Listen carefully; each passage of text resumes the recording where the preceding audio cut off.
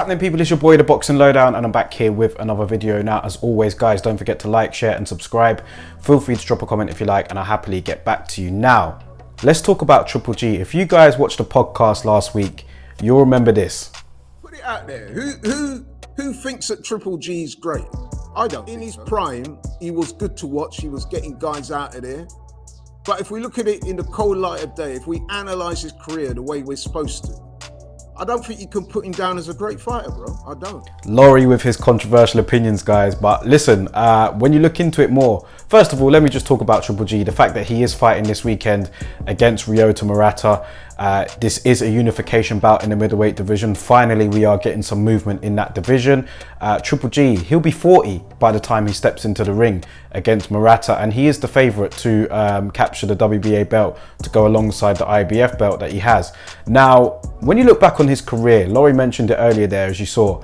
How would you rank Triple G in terms of history? You know, we know what he's done in terms of his middleweight title defenses. We know that he went on that consecutive knockout streak. He was in the pound for pound rankings for quite some time. I don't think he was ever really looked at as number one, but he was definitely at one point at least in the top three. Triple G, he is a great fighter. He is a good fighter, I'd say, very good fighter in terms of his technical ability, his punching power. He had a very distinguished amateur career as well. So when he does retire, man, he will be comfortable with the fact that he is a two-time middleweight world champion. He does tie, or he's beaten Bernard Hopkins' streak of middleweight title defenses, even if the competition may not have been as good as what Bernard Hopkins had. That's up for debate. But yeah, Triple G, he's the best middleweight that we've had of this generation. You can say he's been middleweight his whole career. I'd say since Bernard Hopkins, you know, Triple G has kind of carried the mantle. I don't think there's a dispute about that. However, he does have the loss to Canelo Alvarez. The first fight, it was a draw officially. Many of us did believe that he won that fight. If that did go down officially as a win for Triple G, maybe we would be looking at his career in a different light. However, the significant win, the best win on his career, you'd have to say is probably what, Danny Jacobs. When you look at his resume, he beat Kell Brook. Kell Brook was 2 weight divisions below him, really. Moved up in weight to fight him. David Lemieux was a very good win. But what was his best win? You probably will have to say Danny Jacobs, man. And when you look at that, can you really consider Triple G an all-time great based on that? In terms of what he's achieved, in terms of his, like, the belts and, you know, the title defenses, he will go down as the best middleweight of this generation. So maybe that is a straight away. I mean, he's definitely in the Hall of Fame. But I'm just curious to get your opinion as to where you have him in terms of all-time standings and where you believe he fits in that picture. Now, I've enjoyed watching Triple G over the years, man. I'm a fan of his. He seems like a very nice person outside of the ring. Inside the ring, he is a beast. He did have a huge promo team behind him when people were avoiding him. I mean, let's be honest, there were guys that weren't really willing to get in the ring with Triple G when he was at his peak.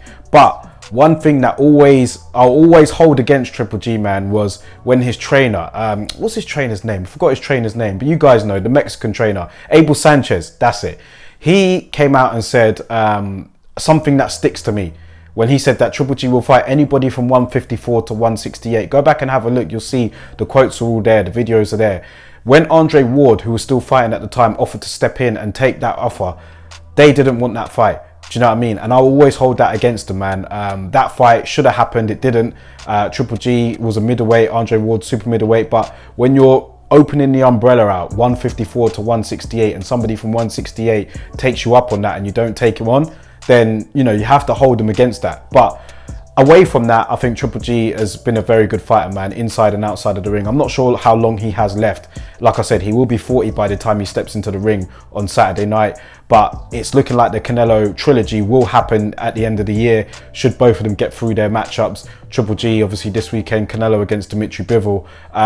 For me, I just see that as the most straightforward win for Canelo out of that trilogy. I know he won the second fight and he got a draw in the first one, but I think that this one here, if they were to meet at the end of the year, you know, Triple G is not the same fighter, man. I think that is more, will Canelo win by stoppage or will he win by points? That is really what I'm looking at. Can't see him doing anything with Canelo at this time. Canelo's only got better since that fight. Triple G has, like I said, he's 40 years old now, so naturally he's not going to be the same fighter. But you know, will it be a last payday for him? What more does he have to achieve? I saw an interview that he did on Boxing Scene. He appeared very comfortable with, you know, his accomplishments, what he's done in the game. And so he should, do you know what I mean? I mean, Triple G, in terms of financial reward and, you know, accolades that he's got, he could retire tomorrow and be a happy fighter. Do you know what I mean? So, yeah. I'm a fan of him. I want to see him in action this week, and I hope he does get the win. I think he will.